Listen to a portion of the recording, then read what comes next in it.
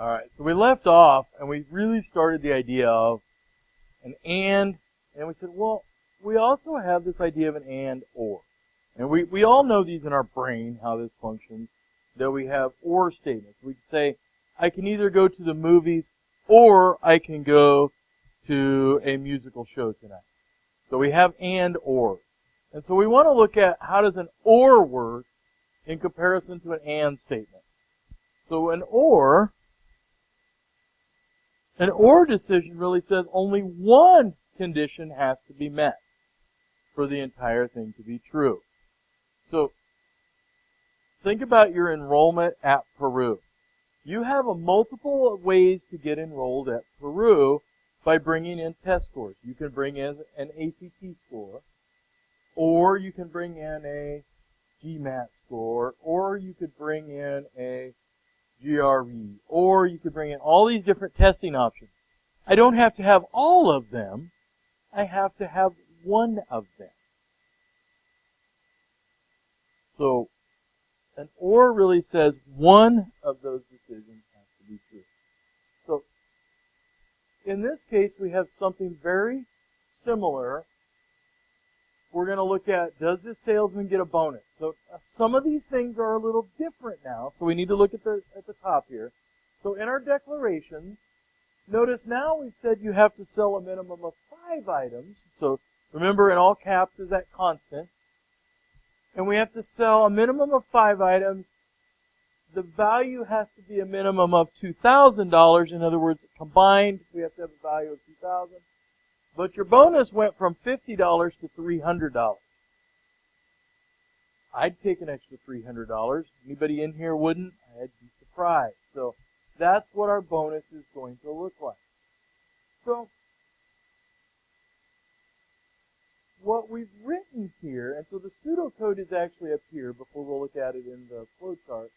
So if items sold greater than items minimum, then the bonus equals given. So in other words, we give them a bonus right there.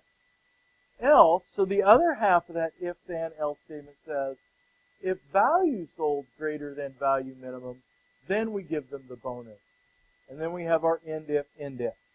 So end if for the internal piece, end if for the external loop of that if statement. So it looks very similar then when we look at the flowchart for it. We come down and we actually have that if, then, else statement. So if items sold greater than items minimum, yes, they get a bonus. If it's not, it allows them the chance to see if the value is greater, and then they have a chance for a bonus. So they would actually have to have both conditions wrong. In other words, they didn't sell enough items, and they didn't sell $2,000 worth of items. So it's harder actually to not get a bonus. So with this or statement, we're actually getting more people to get a bonus, quite frankly. That's great. So similar to the and statements, we can write these for efficiency's sake. So in or, we said we want the first question to be the one that is least likely to be true. In other words, it dumps the most people out of that loop. Well, an or statement is the opposite of that. We want it to be more likely to be true on the first question. Because we give them the bonus and then they don't, in this case, well, they don't have to ask that question again. So, ands, we want the least likely question first. Ors, we want the most likely question first for efficiency. And we can look at the same kinds of numbers here and we can see what happens when we put some values into it. So, here we have items sold minimum. So again, we have 1,000 people coming into the top of our colander, our top of our funnel. And in the first one, the first question, we know that we have to ask that question 1,000 times, right? 1,000 people go in. Our computer asks that question 1,000 times. And because of the way this structure works here, no, it dumps in 300 people into this second question. So altogether, it's going to ask questions or make a decision 1,300 times. We know then here, originally 700 people get a bonus, and then down on the bottom end, another 120.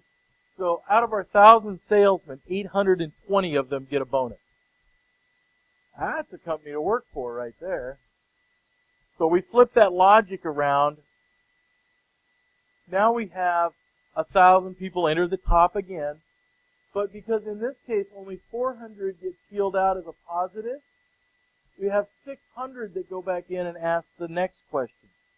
So in this case we have 1,600 questions that have to be answered or if then evaluated by the computer versus the model where we have the most coming out and we only have 1,300. And again, it's only 300 decisions, difference of 300 decisions. But when we start looking at overall, that cumulative, we had millions of people all entering the top of that funnel, that starts to get to be less efficient. So, and we want the least likely, or we want the most likely. Well, just like we do with the and statements, we can combine the or statements together also.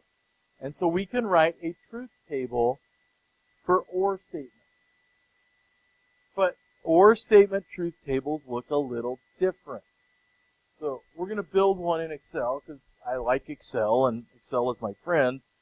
So I'm going to build one very similar to this, but I'm going to do it with zeros and ones. So I want us to be comfortable with the idea that a 0 is a false and a 1 is a true. So we're going to scale this up so it's big enough to see. And I'm going to make an or truth table. And in this case, so I'm going to have my x, and I'm going to have my y, and then I'm going to have x or y. So I'm going to put in, I want to make sure I have the same ways they've done it. So true, true, so 1 and a 1. So is either of those positive or is it a 1? If it is, our entire thing evaluates as a 1. So we can also have this combination. So we have x is false, but y is true, and that's going to give us our overall of the entire expression evaluates to true. We could also write it this way. So x is 0, or x is positive, and y is false, and we evaluate that as true.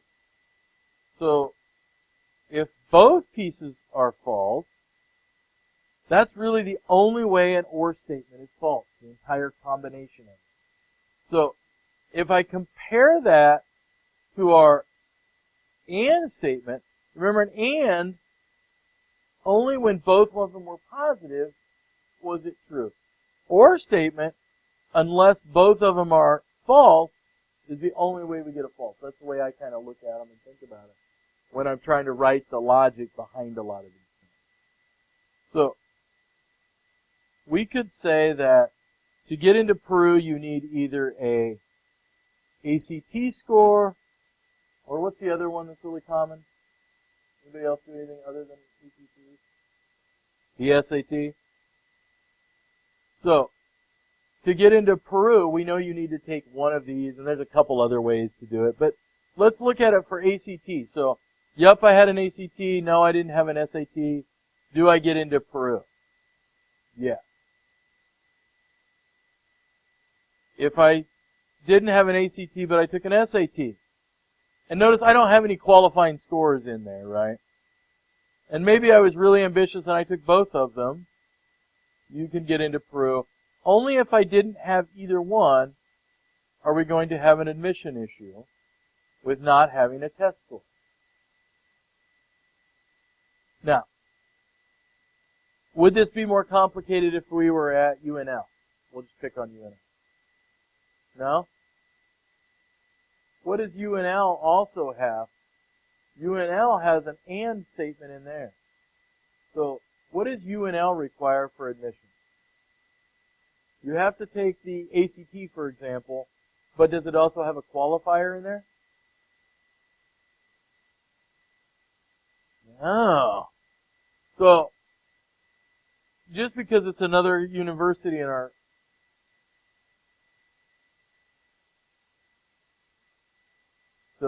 UNL says you have to score higher than 20 on the ACT or 1,030 on the SAT. So there it would have another condition in it. So if we looked at this as an AND statement, and we'll just do the ACT and score over 20, and we did this, so you have to have AND.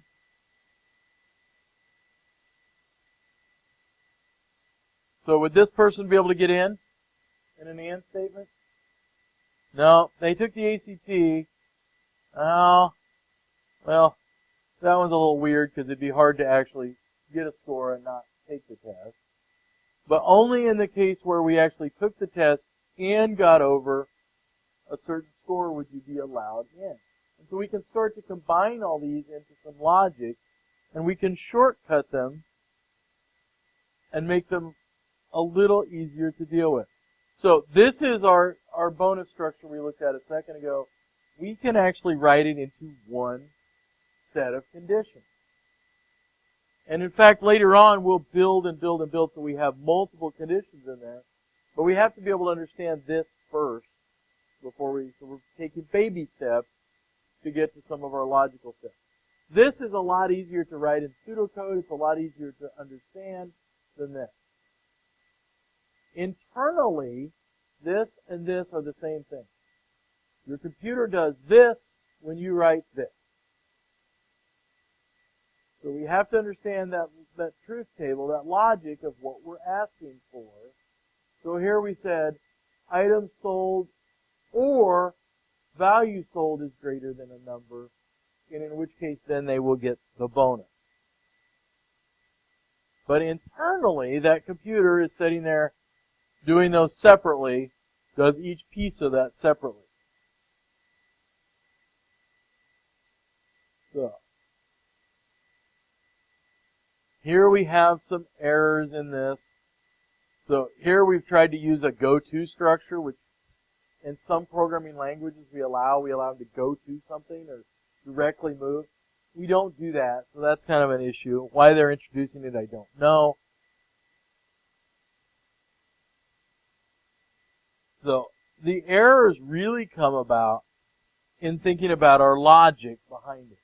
Because we may think, hey, I want them to get a bonus, and in my brain I'm thinking, but I need him to sell 5 items, and I need him to sell 2,000, and we write it as an OR. And that's what we typically do, is we confuse in our brain whether it's an AND statement or an OR statement that we need to do. So AND means both conditions have to be true, or all 3 conditions, or however many we are combining in there. All of those statements have to be true. So if I think about a very long one, so I'm going to come over here and scroll down, and I'm going to use Excel here to write something a little longer. So let's pretend that UNL has enacted some new entrance regulations. So you have to have an ACT greater than 20, and type, you have to have, what other requirements might you have at a college? High school diploma. You have to have a GED / high school diploma. And maybe our state has decided we no longer want students from other countries, so, and U.S. citizen. And they've even went another step, because they've decided women don't need college degrees.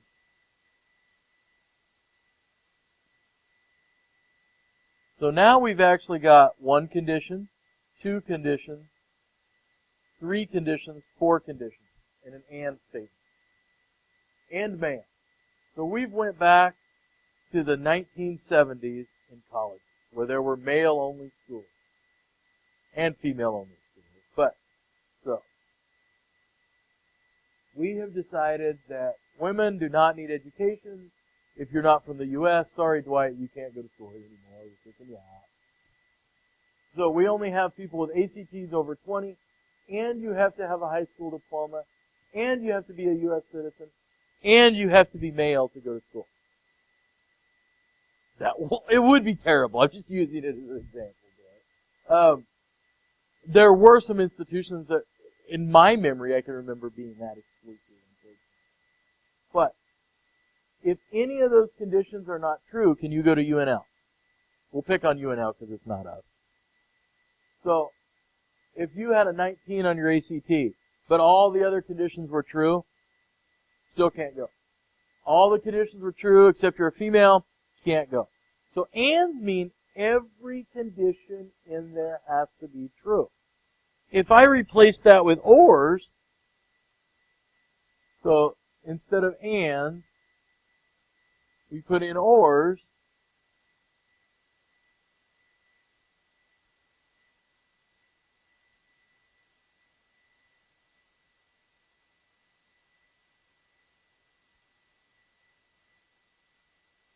so now we have a very complicated statement. We have 4 pieces, right? 4 logical questions.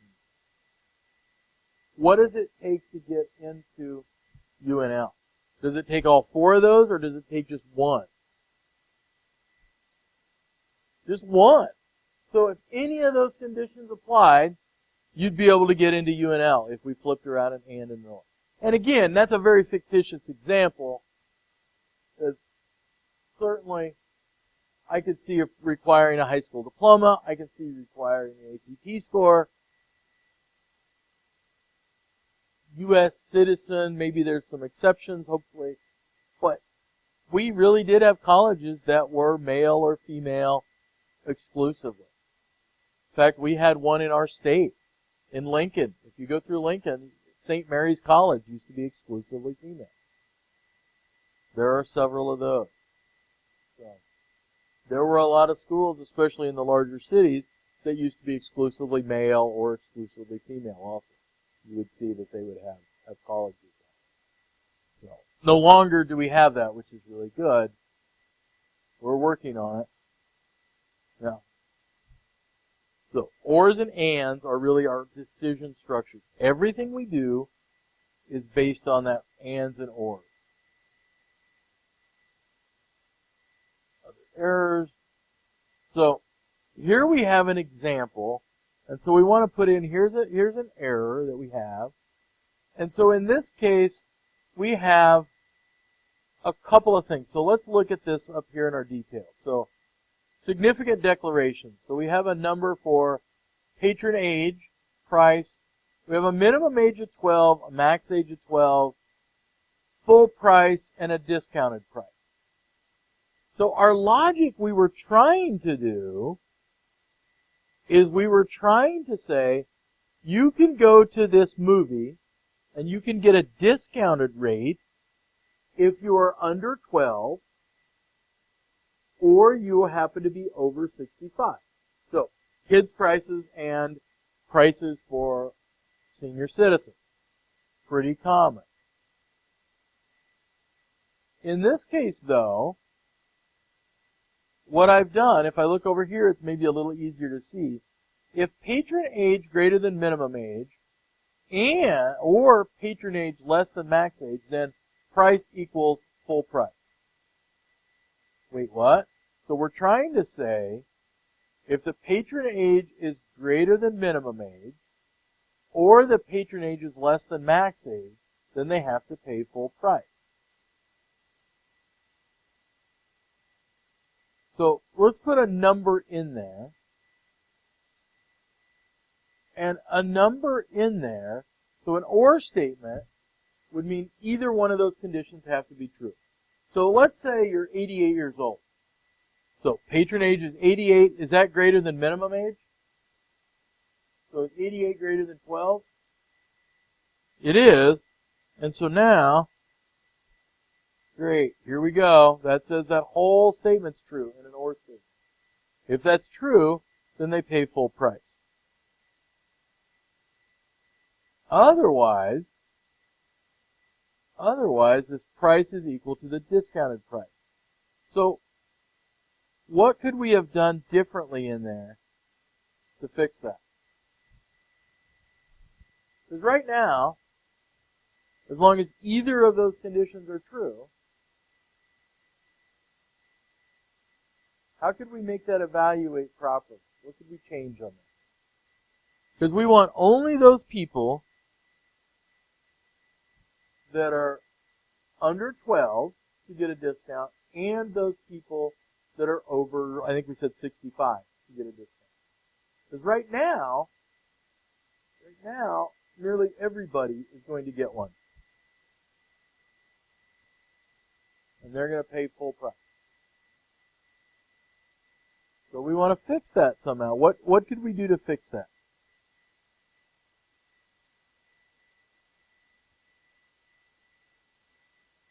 Correct. No, we want them to pay full price. So look at the top here where it says, the way this structure reads right now, anybody over the minimum age, well that makes sense, so they're over 12, they're going to pay full price. Or they're less than the max age. So what if we simply did, oh go ahead.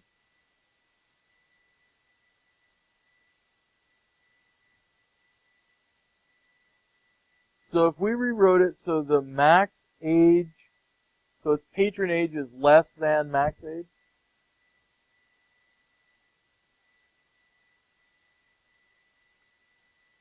So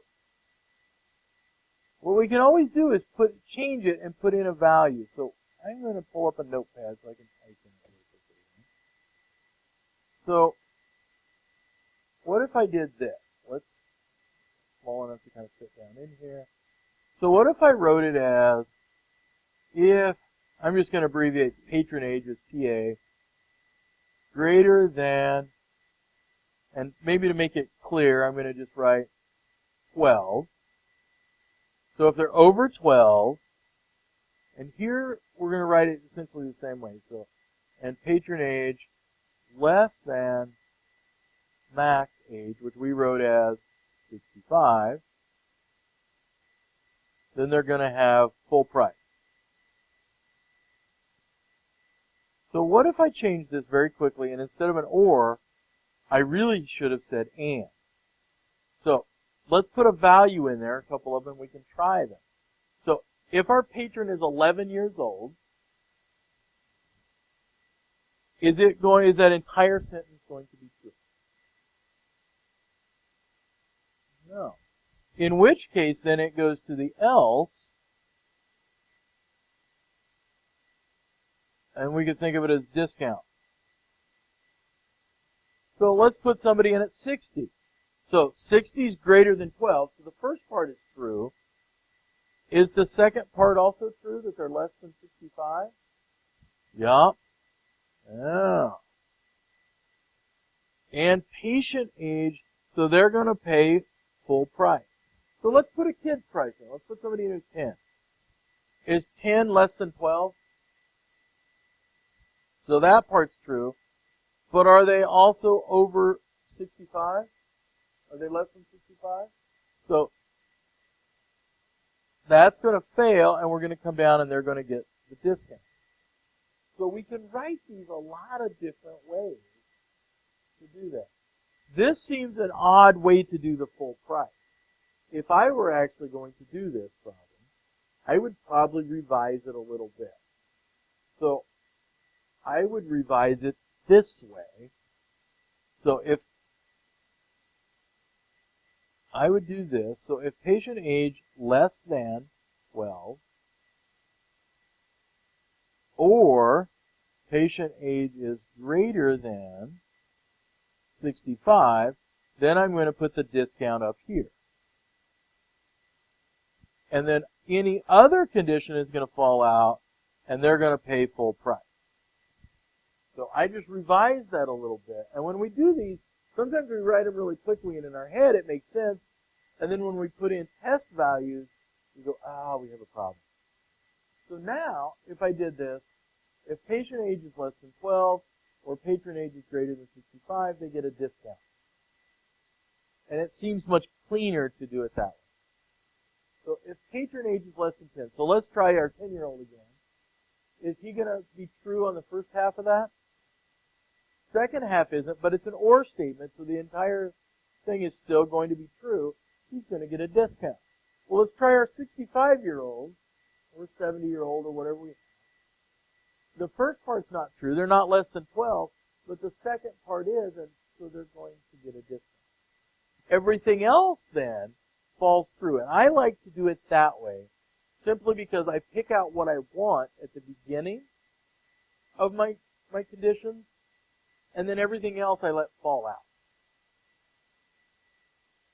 Now, there's one more little subtle difference we have in here, and it depends on how we wrote that movie. If we said less than 12, what happens to a 12-year-old? Do they get a discount? No. What about a 65-year-old? Do they get a discount? Because it's not greater than.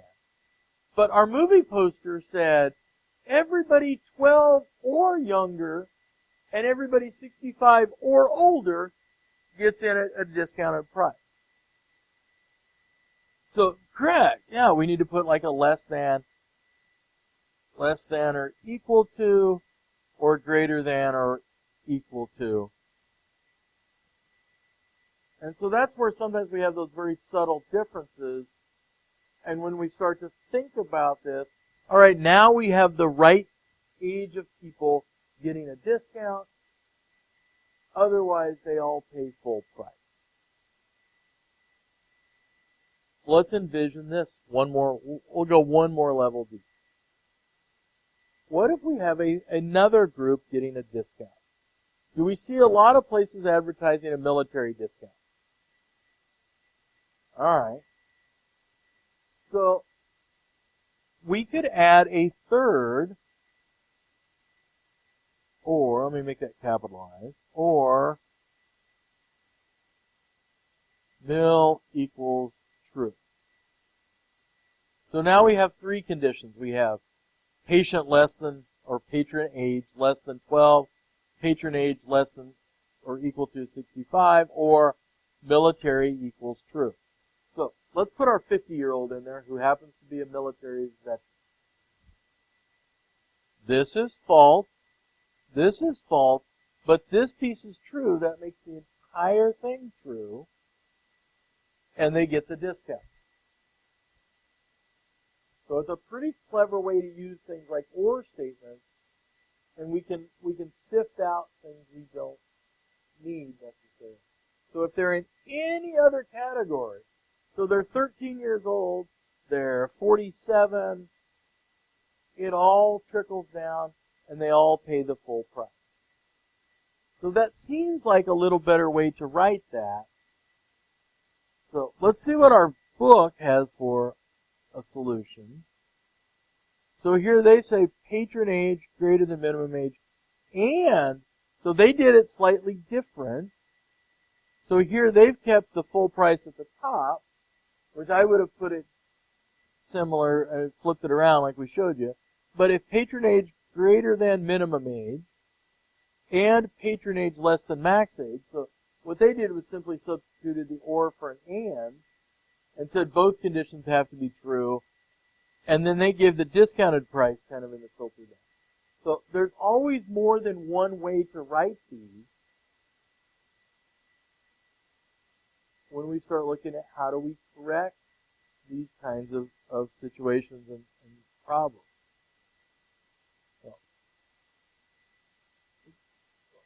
So I said there was really a little easier way to do some things like R grade. And so there is something we'll look at called a range check. So again, internally the computer goes through that exact set of if-then statements. So it does this. So here we have a set of discounts based on the number of items that you order.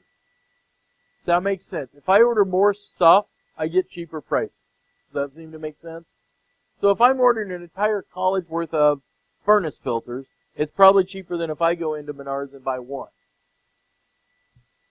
So Here they're getting a discount based on how many items they ordered. And so notice our ranges. So we put in range 1, 2, and 3. We actually have 4 discounts though. So the last statement in our list, our last evaluation, really says everything else goes in this bucket. So we'll work through this really quickly. So we have items ordered less than or equal to range 1. They get discount 1. So discount 1 says 0%. So if you only order 1 item, whatever our count is, or 2 or 3, if it's less than 10 items, do you get a discount? No. On the other hand, so then it passes through, and if it's yes, it comes out and dumps out and you get no benefit at all. The next one down in our list, so if you said no, it comes into range 2. And range 2 says, alright, now we have 24 items. If it's less than or equal to 24 items, yes, alright, so I haven't ordered 25 items yet. I get the discount of 10% off, essentially 0.10. On the other hand, maybe I ordered 30 items. 30 items lands in the third decision, and it says, is it less than 50 items? If it is, I get discount 3. Otherwise, that means it's over that decision, which in that case is 50 items, and I get a 20% discount.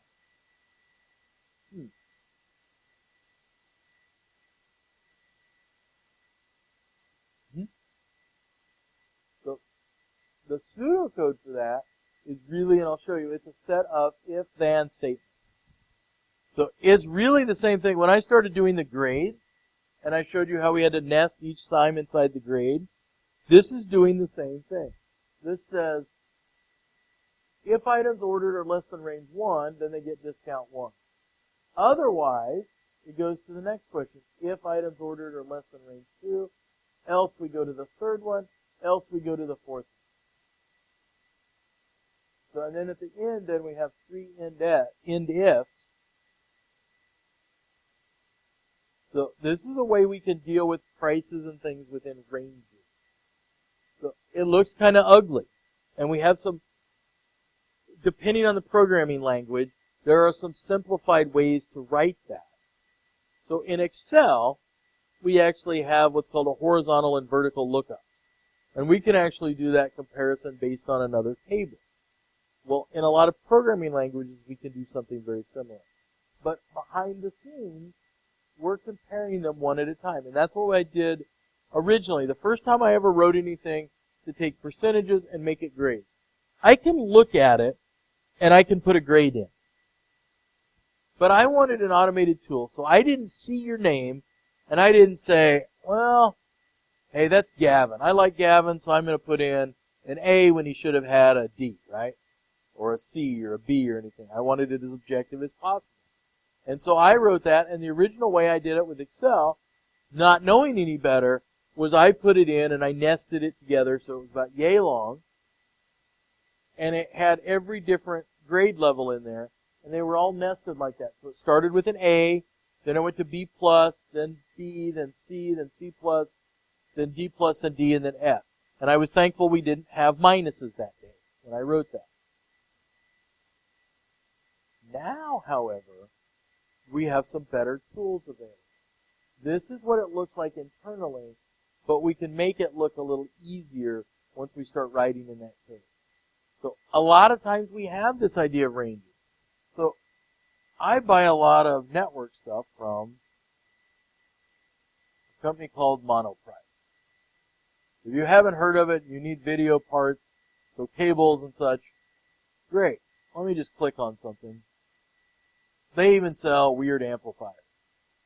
So notice the pricing, they call it volume pricing, and it's the same type of structure. It's that how many you buy changes your pricing.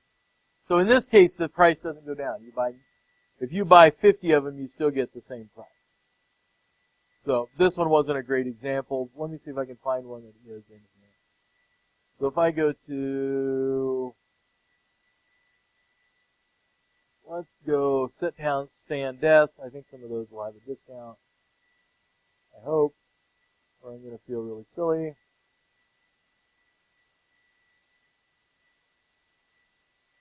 Well, all right. So trust me, there are products they actually give you a volume discount. I've happened to grab 2 of them that don't. But that's that range right there. So if you buy 1, you get a price. If you buy 2 to 9, if you buy 10 to 19, 20 to 49, or if you buy 50 plus, you get different price grades. That's that idea of that range. And we do that a lot. You see that a lot in software and in design. We know that things come in ranges. So, in another class, we talked about my penchant for getting speeding tickets. Speeding tickets, the fines are based on ranges. If you get a ticket from 1 to 10 miles an hour over, it's different than if you're 11 to 15 or 16 to 27. You know, if you get up to 90 miles an hour over, it's a whole different price range. Not saying I've ever got a ticket like that for a while. So we have these things, we can break them down into ranges. And that's what we're really doing here. Let me try one more. Let me try a small item price that might. Let's go headsets and grab a headset. Surely those are cheaper the more you buy it. Son of a diddler. Apparently, I don't know how to grab anything that has volume pricing on it. Let's try the cheap headset. Aha! They go weirdly. So they actually have a pricing weird oddity here. What's the price for 1? $410. What's the price if you buy 2 to 9 of them? So that is, they have something backwards there, don't they? Usually you don't pay more if you buy more of them. And then if you buy 50 of them, you get it for $4.01. So again, that pricing is broken into ranges. So we do see those kinds of things quite a bit. So range checks, we have to be very careful about it. So we have to make sure that we're in order from either smallest to largest, largest to smallest. In other words, we're pulling those out one at a time. So I usually like to strip things. So like grades, I go from the top. I don't want to find out who's got the F's first. I want to find out who's got the A's first. I strip out the A's, then the B's, then the C's. If I don't do those in order, it becomes very hard to pull those out accurately. And I may pull out a whole bunch of students who really should have got a C and give them an A. And we wouldn't want to do that. So range checks, you need to think about that logic. The worst piece, or one of the bigger ones, and we actually looked at it when we did the Excel with our grades again, was if are we doing a comparison of equal to or equal and greater than or less than. And so we had the example where we were giving people a B if they had a 90% because we didn't do that as a greater than or equal. So the other part is if there's only one outcome, why are we asking the question? So we could ask questions that we know are going to be true. But if we know they're going to be true, why do we need to do it? So our range check, an example of that. So the way we have this here, because we strip off all the people that only ordered less than 10, then less than or equal to 24, or then less than or equal to what did we have in that one? 50? So, did we need to ask the question of, did you order more than 50? No. We solved it in one question. We said, here's all the people up to 50, and then everybody else. And if you're over 50, you're in that dumped-in bank for no, and you get the bigger reward.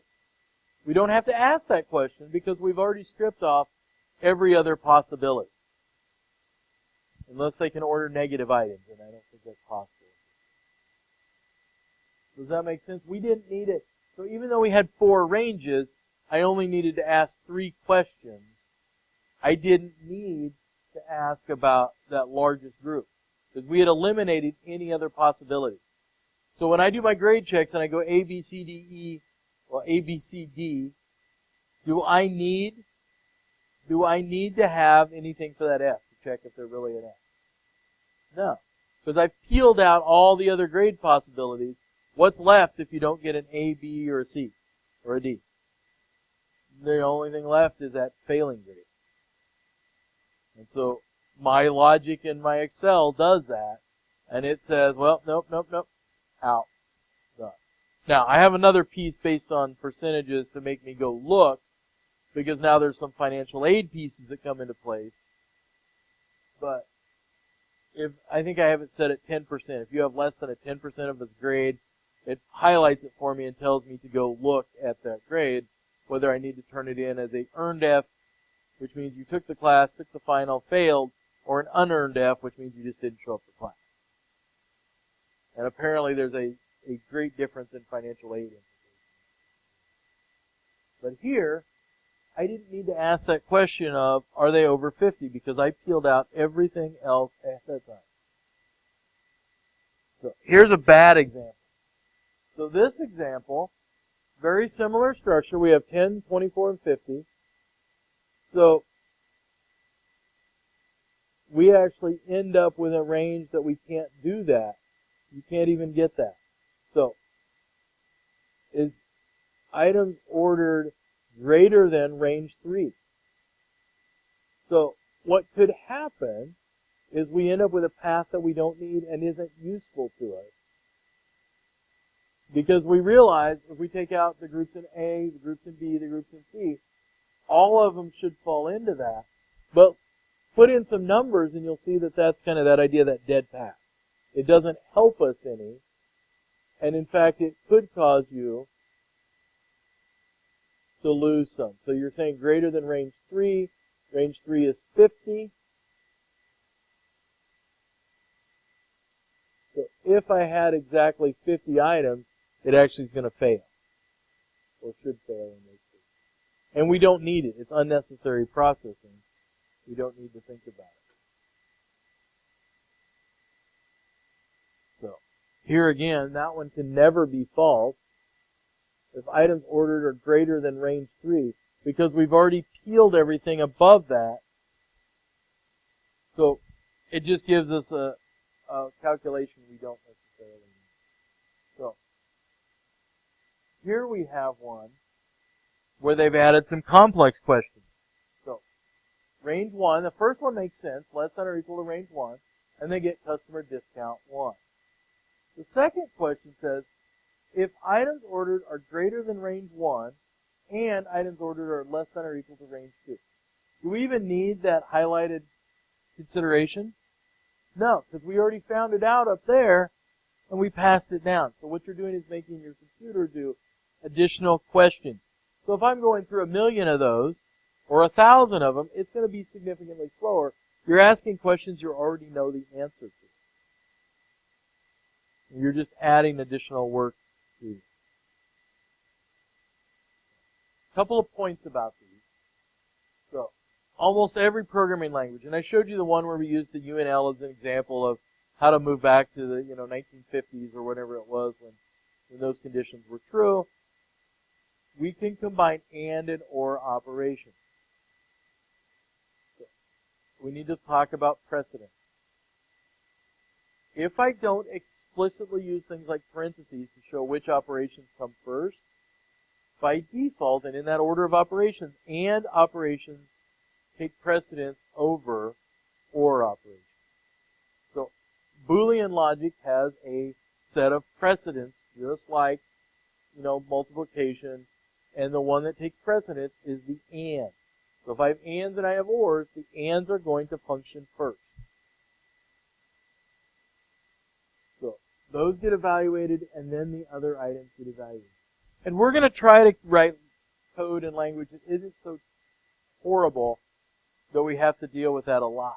Sometimes we do just because we have a decision that we need to have an and and an or in very easily, but we're not going to try to write a 30-step and or. That's just kind of thing.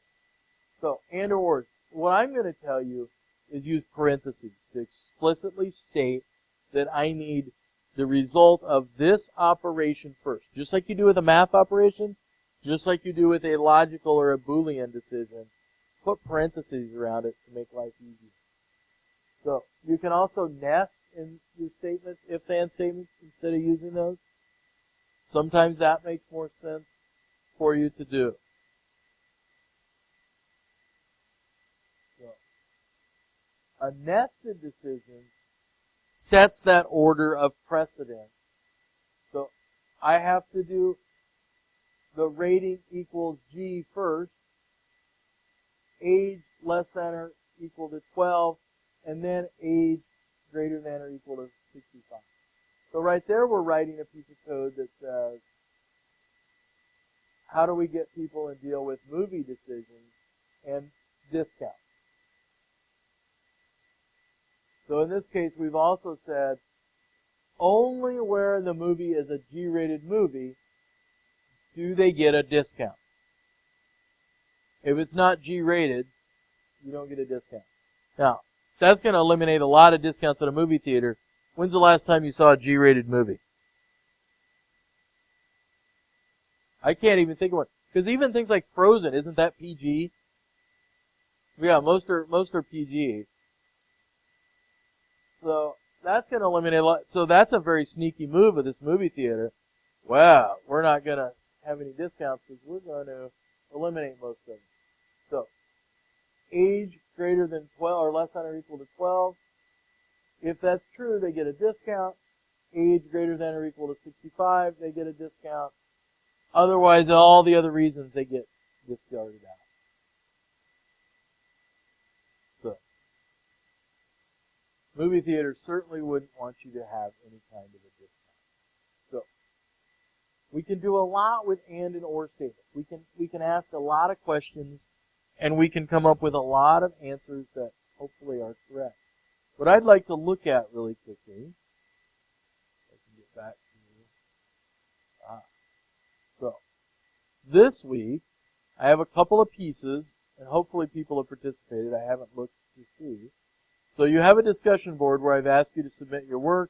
I see some people at least have done that, and weirdly our discussion board is scrolled all the way over there. Yay! 11 people have actually posted on that. Good. You have an assignment this week. And that assignment says, all right, at the end of chapter 3, you're going to have some assignments. So, exercise 1. So there is a set of assignments that are half a point each. And then there is a pseudocode only for part A and B. So you get a total of 13 points. So the yes-no questions and things are pretty easy. Let me go back to week 1 and I'll open up the chapter and we'll look at them. Week 1, here's the book that those come out of. I'm going to open it in a separate window.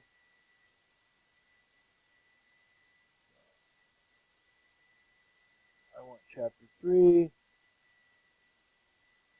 Understanding basic structures. Oops, keep going.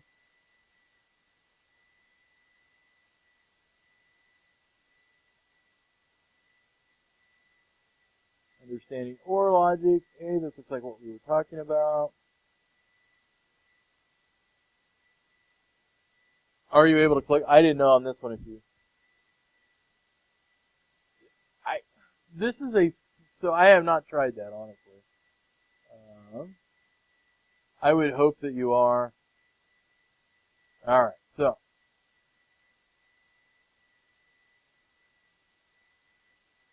Review questions. No, all you have to do is put A, B, C, D, E. Alright, so there are a list of those. Those are worth half a point each. I know, not very exciting, but what I really want you to do is look at some of the exercises then. So I am making you do, which exercises? 1 and 2? Alright, 1 and 4? So, in this case, we're looking at this idea of Boolean logic. So we're saying, how do I do that? So the easiest way to do it, when I do something like that, is I actually just write it down. So if I said number red, so I want to write number red, which is 100, equals number blue, which is 200. Well, hopefully, that's going to evaluate the false. So, there are some that get a little more complicated in there. So, illegals tend to be, so we can do true, false, or illegal. What we have to remember is we're evaluating either numbers versus numbers or strings versus strings. When I try to evaluate a number compared to a string, that's when it's an illegal comparison. So if I had one that said, let's pick up, if I had one that said word red is greater than number red, that would be illegal. Because you're comparing 100 or whatever it is greater than red. And we have no way to compare that. Now, once we start in Python, we'll show you how to do what's called casting, where we'll take that red and turn it into a number, or take 100 and turn it into a literal. But right now, we don't have any ability to deal with that. Where the harder ones are, and where we have to think a little bit, are some of these down here where we have multiple pieces. So, this one, for example, has multiple steps, and it's got an and an or combined. So, we have to work our logic backwards and say, what do we do first? So if I have an and an or, which one gets compared first? The and always gets compared first. That gives us a true for that, or false, whatever, for that particular part. Then we can compare that false with the other piece of it. So some of those are going to take a little bit of work as you go through this. The other one we made you do was it number 4 I did? The telephone company. So this one takes a lot of logic and a lot of thinking to figure out how we're going to do that. So you're going to have to write a program. So I usually start out, again, I do the start-stop. And then I know everything inside of that, I know I can start thinking about. So I know I'm going to have some variables, so I'm going to have declarations. And I could make that, if I want to say, hey, I'm going to make that a number that you just get to, not code. And I'm going to have to think about what I'm going to use. Accept data about one phone call. So it gets data in somehow. A customer phone number. Customer area code, customer phone number, called area code. So it's really telling you what data you're going to need. So called area code, called number, and call time in minutes. So you want to display the calling number, the called number, and the price for the call only if the call is one in which the area code where the call originated is different from the called area code. Blah. Alright, so you need to break that down into pieces. So, we know that we need something for customer area code, right? And we know that's a numeric. So, part of this is figuring out what we need. And if I'm going to use that, I'm going to do it this way so that it's one word. Our variables can only be one word. And why that is, because I actually had this question, we didn't address it on the video. If I have a blank space in a code word or a variable, the computer's reading along. It's doing something called parsing. It's reading what you type. It hits a blank space that says, hey, you must be done with that variable now. And so it stops. The blank space it interprets as there's nothing else there. Whereas if we do it this way, customer area code becomes one variable name. Alright, so we'll declare it as a numeric. And we also might want to, at the end, what else do we need to do? We have that garbage keeping thing. Just set it equal to 0. Just so we don't have any value in it. So, we have a customer area code, and we know that's going to be 3 digits, and you might even put in there. So later on, you can see, hey, this is just so you remember what it's supposed to look like. So you should also have then the customer phone number. So we're going to have numeric.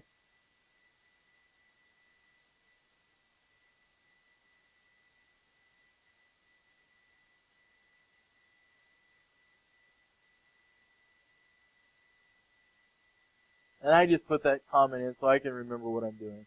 And again, we want a garbage collection, all this. Our next one then, so we're going to have the called area code, called number, and the call time.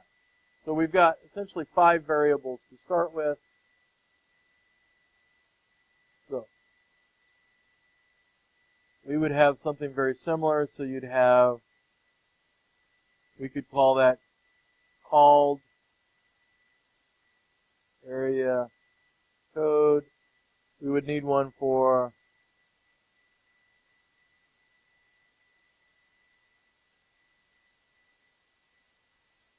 so, and then we have call. So if I do the underscores, I'd want to be consistent and always do underscores. If I did the camel casing, which is really what I usually prefer, I'd want to be consistent and always do camel casing. So next we need to figure out the logic for this. And the logic says, display the calling number, called number, and price for the call only if the call is one in which the area code where the call originated is different from the called area code. Alright, so we're going to shortcut just a little bit. What we're really asking is the area code different on those phone calls? So we could write it a couple of different ways. So yeah, and so we're basing our decision to display this based on really on the area code and the area code, right? If I'm reading that correctly. So in other words, I only want to display those calls or put them up on my screen if it's going from our area code here of 402 and it's going to 716 or 817 or whatever other area.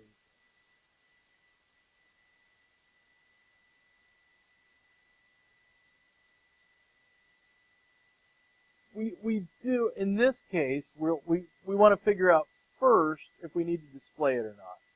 So we've got a couple of pieces. So all calls are 13 cents per minute. So if it's for all calls outside the customer's area code that last over 20 minutes. So we've got a couple of other decisions in here. But I want to first start looking at that logic of how we identify. So we can always go back in and nest those together and look at it. So I want to look at that logic of how do I tell if this is one that we're going to display? So this is going to be our display logic. So we only need to display it then if this condition is true. And so in this case, our condition that we're looking at is, are those area codes different? So we could write this a couple of different ways. So I'm asking the if question. So if customer area code, so just so I can shorten it, CAC is greater than, should I do it that way? Or is there a better operator we have than our relational operator? Do we have that that says if it's not equal? No. So if customer area code is not equal to called area code, then all of these conditions are going to be true.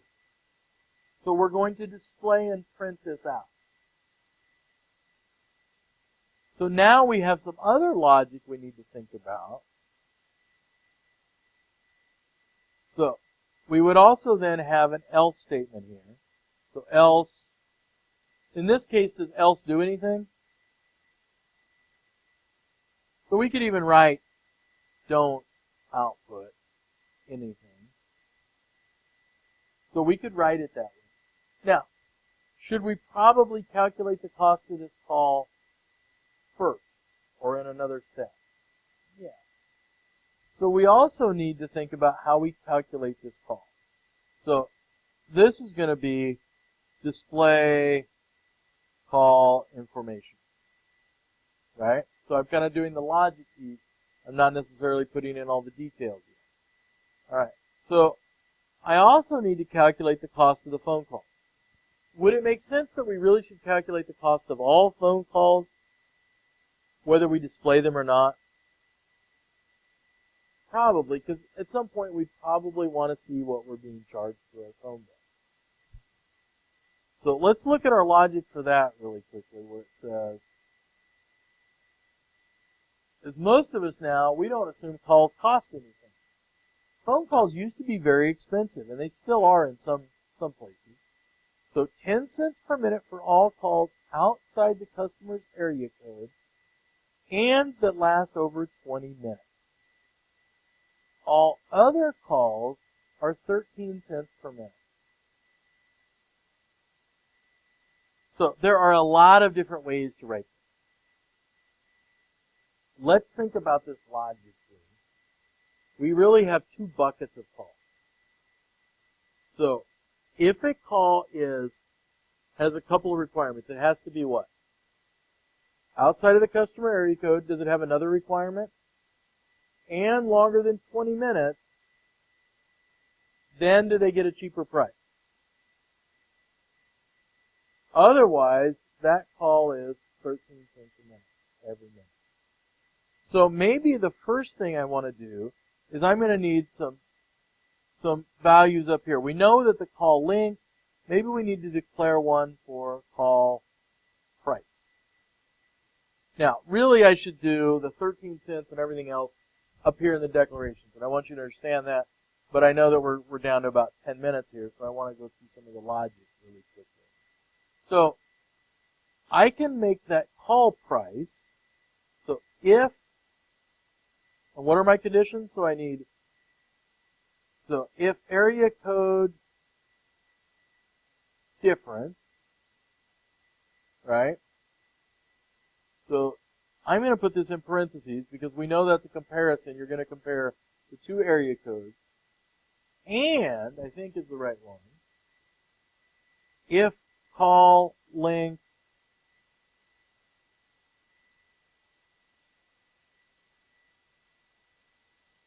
greater than 20 minutes. So both conditions have to be true. If those are both true, then our call price, so call price is equal to, in other words, that assignment operator shoves it in, so your call length times, in this case, wouldn't it be, that's the 20 cents, or 10 cents, right? Now, what I would really do is set that as a constant up there, right? So, again, I'm putting in a number just so we can show you. So, only those calls that catch both of those conditions are going to get this. The next one we're going to have then is an else. So, if that condition isn't true, something else happens. And what we said was, what did we say? So, call price is equal to call length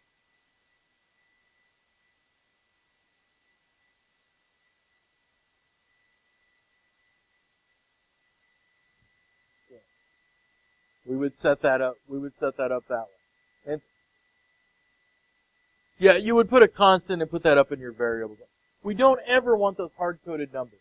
And here's the valid reason. So we're writing a program that's calculating the output of phone costs. Do those change quite a bit? You guys are too young to remember when they used to have the phone price wars, but they would change. And in fact, even at our college, we're paying anywhere between 15 and 25 cents a minute for some of the If you call in on the 800 number, my understanding is it's still about a 25 cents a minute charge.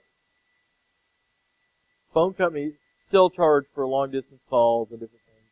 And so this would be fairly common, this kind of obstruction.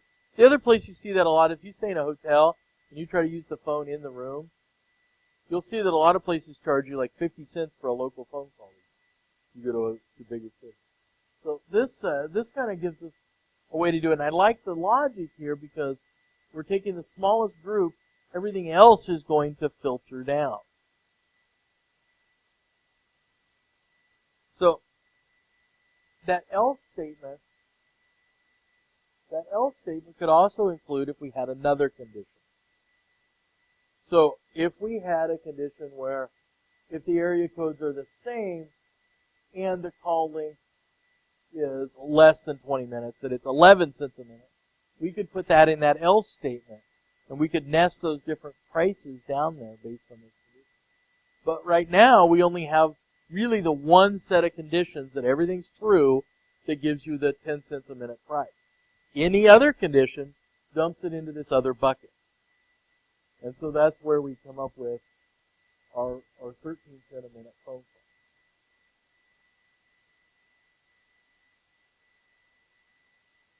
So if we did this logic, so here we've calculated that calling price, then and only then, if we have all these other conditions true, are we going to print that or display it? But we still have it usable. We've actually calculated. So the other way to do that would have been only to calculate it if our condition down at the bottom is true. Does that technically solve this problem? Yes. But what I want you to start thinking about is, what happens if I expand this? What happens if I ask additional questions? If the only way I calculate a phone price was if my called area code and my customer area code are different, and that's the only way I display a price, then I've left out something when I try to add to that code. So I may end up where I'm writing additional sections and it's kind of ugly. In this way, everybody gets a calculated call price, and only if those conditions are true do we output it. Because maybe the next thing that our boss would say, well, man, I really need to see all of those calls. And if you wrote it this way, it would be simple to just eliminate that decision and output all of the calls, right? Whereas if we had put the logic for calculating that phone cost inside of there, then it would be a little more difficult to change. So what I want you to do when you're starting to look at these is look at how I can change things for the better. So start and stop. Make sure you have them on there. Make sure you're using the indent. So I see a lot of people not wanting to do the indent. Use something like Notepad because Microsoft Word will fight you on indents every time. Microsoft Word is kind of if you're in programming, Microsoft is kind of the devil for that. Because it makes the code very bloated. You have this long set of file for really not a lot of code content. And sometimes when you save things in Word, it says, hey, I'm going to make this better for you.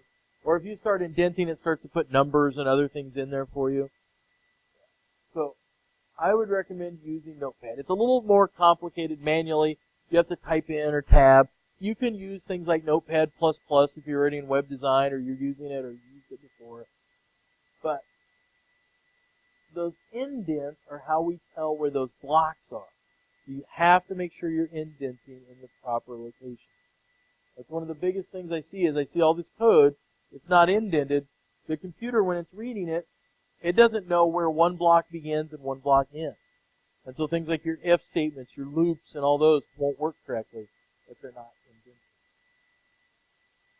All right. Make sure you have posted in the discussion board. Make sure you have responded constructively to other students in there. So there's some extra credit points in there to get you bumped back up or even ahead in some cases.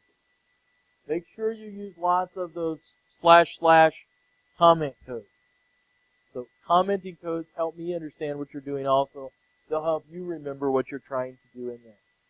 So I showed you this with pseudocode. You can do it in flowcharting also.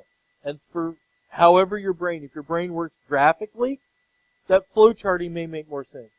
If your brain can interpret the pseudocode easier, that may be the way you want to do it. For me, the pseudocode is easier for my brain to process than flowcharts. But that just happens to be how some of our brains work. So I read fairly quickly. I read a lot very quickly, but if I get to for example, a comic book, because of the structure of the pictures and the text, I read those slower than a fourth grader because my brain doesn't process that correctly. So it's all about how you can make things work for yourself. All right, if you have questions, email me them. I will be out of town this weekend, but I will respond as quickly as I can to email questions. So for reasons beyond me, we're going to drive to Asante, Minnesota, north of Minneapolis, Minnesota. Well, not reasons beyond. We're going to an indoor BMX track up there, a place called Rum River. All right. Any questions before I close out the recording? Anything for the good of the order? All right. I'm going to stop this.